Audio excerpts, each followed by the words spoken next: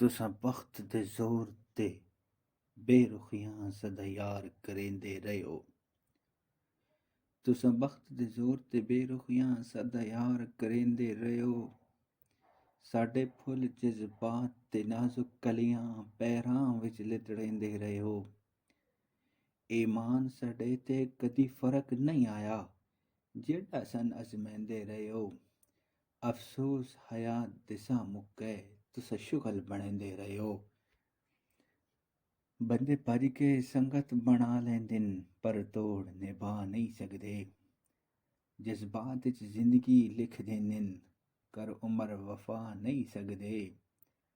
जद हिजर टंगेंदा सूली ते वत सजन छुड़ा नहीं सकदे।